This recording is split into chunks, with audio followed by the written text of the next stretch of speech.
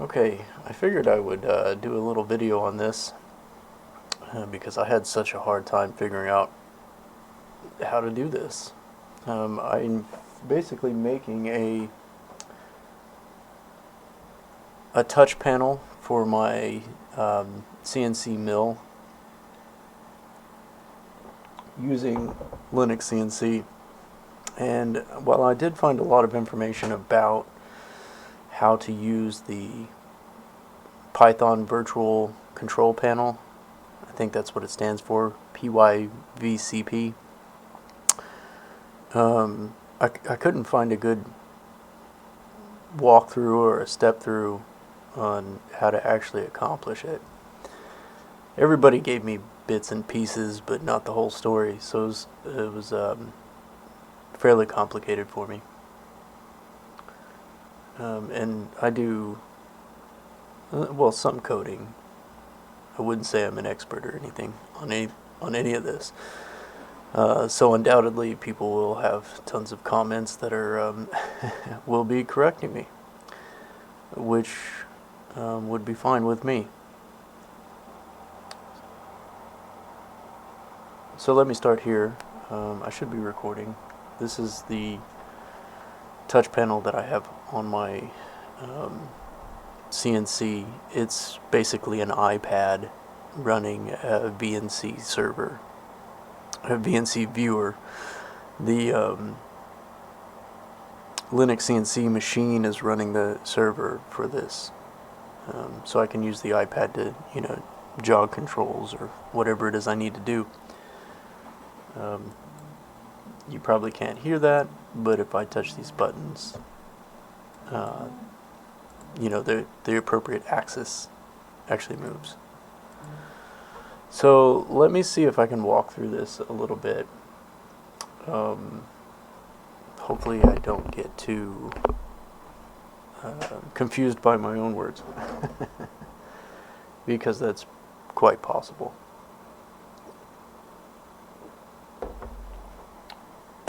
So in the CNC configuration, I guess,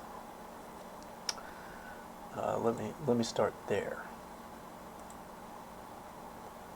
So there are pretty much 3 files that are really important for making this happen. Now, after you've done the step configuration and all of that, I guess make sure that you click the PYVCP button. Let me see if I can show it to you real quick. Let's just start a new one here. Let's just create a new configuration. Yeah, that's all fine. That's fine. You just, whatever it is you need to do here, this is not a video about that. But right here you need to click this. And then this would give you a blank program and it'd connect to Hal and all of that. I didn't do any of that when I started. I even got a display sample panel. What is that?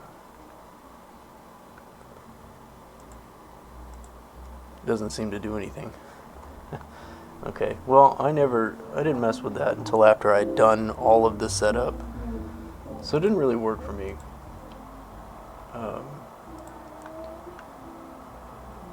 So in the, I guess we'll start with the INI file. That's where we need to start. I've got a bunch of stuff open here. So we need to start here. Now, if you were to click that button in the configuration, you'd actually get probably something like this, PYVCP equals something. I'm not really sure. I didn't get that in mind, but turns out in the end I wanted a separate panel anyway, so it worked out for me. You can see here I've got this commented out because I was trying different things, and I should probably delete these because I'm not going to use them anymore. So let's go down to the Hal UI. Now, this wasn't in my configuration, because I didn't click that button actually puts this line in, Hal UI equals Hal UI. And so that wasn't in there. And then I don't think the Hal file equals custom Hal was in there. That may have been. But anyway, this is what it should look like after you've done that. Now, this is where you would define a command. Say you're going to do like a custom touch home or something like that, which is what I've got here. You're saying MDI command 0 equals this, and then you're going to call it. Once that's been connected, I'll try to do a better job explaining that, but I'm probably not going to do well since I don't totally understand it. So that's what we have for those files there, or that's what we have in this file here. I think that's all the changes you need to do this panel in just this file. Like I said, if you want something to show up beside your Axis program, like right here,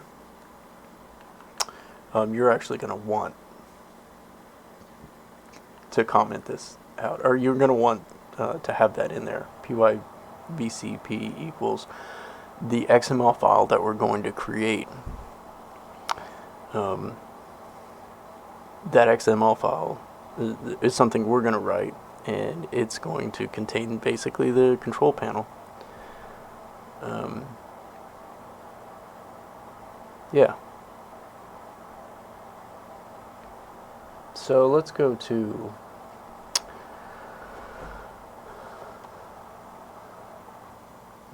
the next file here. Well, let's have a look at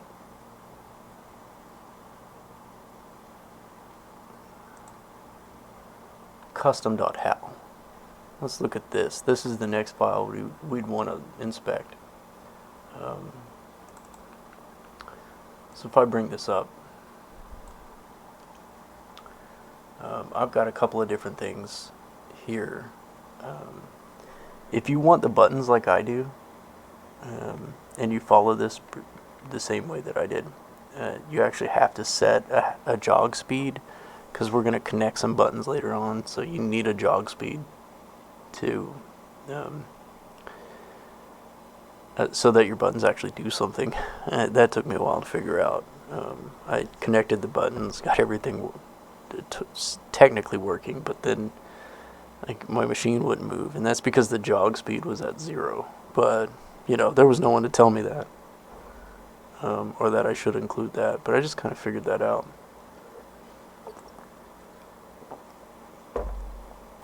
This is a bit more complicated. This is for some actual physical buttons I have on my machine. What this is here, I guess you could look at this as like a gate. So this AND 2 is just an AND gate, and you don't really have to understand a whole lot about it.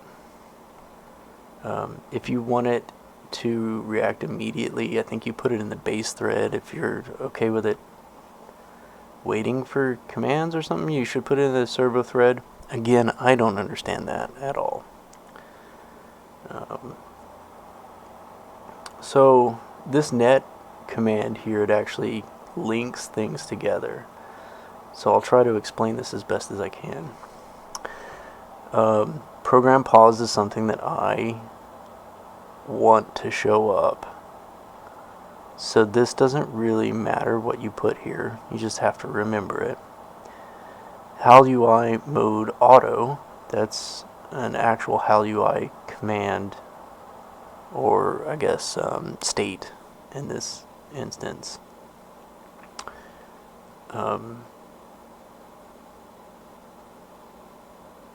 This is what we're going to be affecting. It's so hard to kind of explain that. This AND 20 in N0, this is the first part of it. Okay, so and then we're taking the pin 13 from my parallel port because that's my input. Okay, so basically if we're in auto and program run is okay, right? So we're running a program.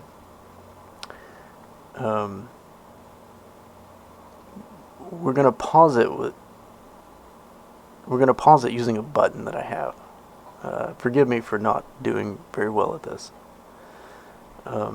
So this last statement here, this is another thing that I put in, remote program pause. That isn't vital to understand. These are our two inputs, auto mode and running okay, right? We're taking those inputs and then we're changing the value of Hal UI program.pause based off of those inputs.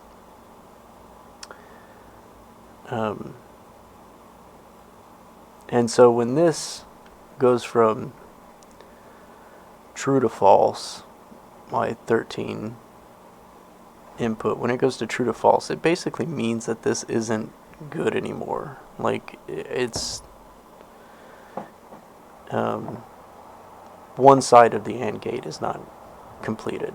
So that makes the program pause. We're now going to pause it because that. Okay. Now this is the resume feature. It's very similar, very much the same thing. We're taking the program started.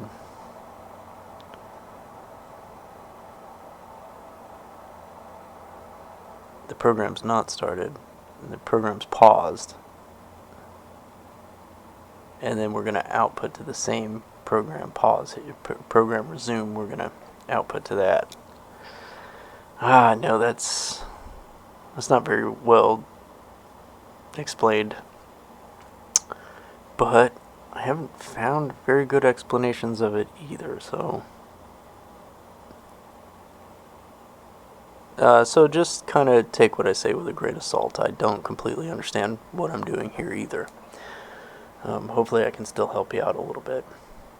Now, this is the next line that's going to actually load my separate panel. Load user is just the command. I think it's load in user mode. I'm not sure what that means exactly. I know that this is the weight. This is the name I'm giving it. So this is an important. PYVCP, you have to have that in there. That's the command, I think. Geometry, so this is the size of it and the position. So 500 by 900, and then plus X and Y on the position. So that's where it's going to show up on the screen. -C is the name, and then finally the iPad touch.xml is the file. Now, before we look at this file, I think we should probably look at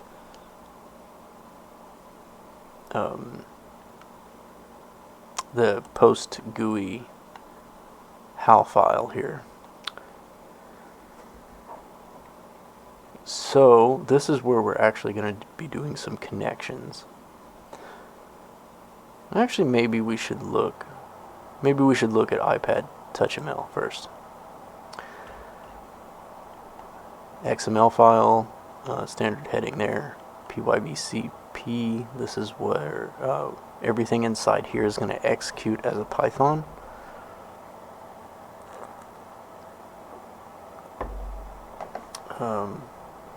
Defining some buttons here. Raised. This doesn't really matter. None of this really matters. I guess font matters at least a little bit. So we define a HAL pin here. A HAL pin is something that we're going to connect together. So this HAL pin Z touch, right, is going to be part of this button. Okay. The next part of this, I define a box because I'm going to do several things in a row. I define another Hal pin, X minus. In that button, start another button, define another Hal pin, X plus, in that button, and so on. So I'm basically going to define all the buttons that I require for this.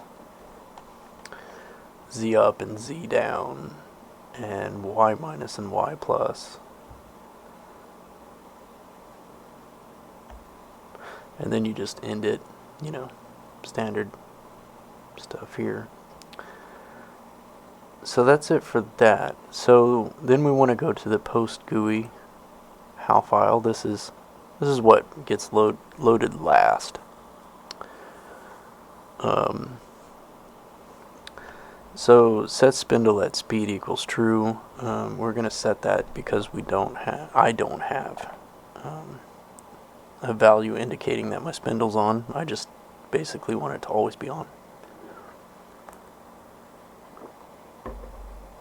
And here we're going to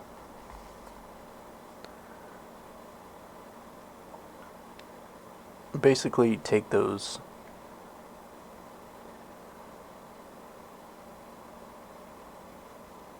values, the Hal command values, and we're going to assign them using what's in that XML file.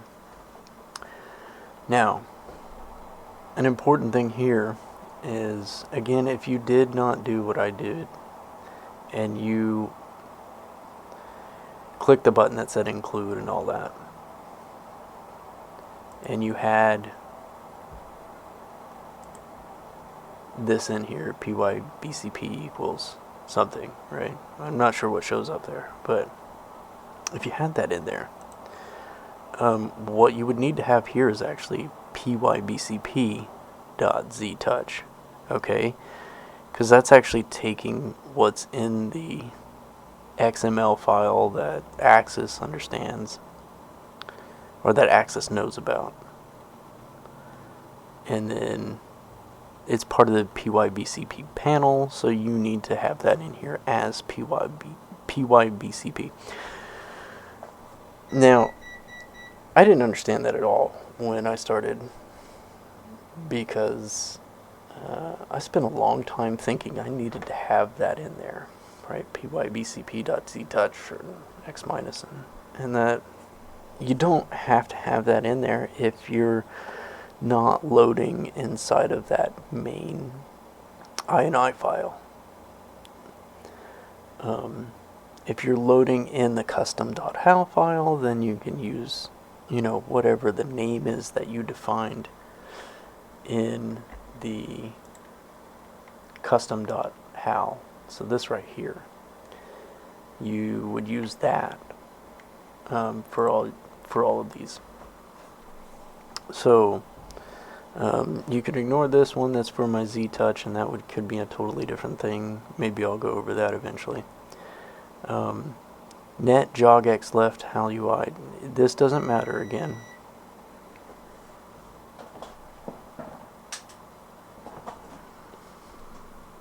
This word right here doesn't matter again. The Hal command is what I defined in the INI file right here. So command 0 is going to be what's in the XML file, zTouch, ipad.ztouch. So ipad.ztouch would be all the way up here at the top, right there. Okay. Hal.jog.0.minus. This is what I am defining in the XML file here. Okay, and so you just go on like that. You hook up the buttons. The net button just means to hook two things together. Which, on a side note, is kind of what's going on here. We're hooking up the auto mode with an AND gate, and then we're using the parallel port to get part of that AND gate.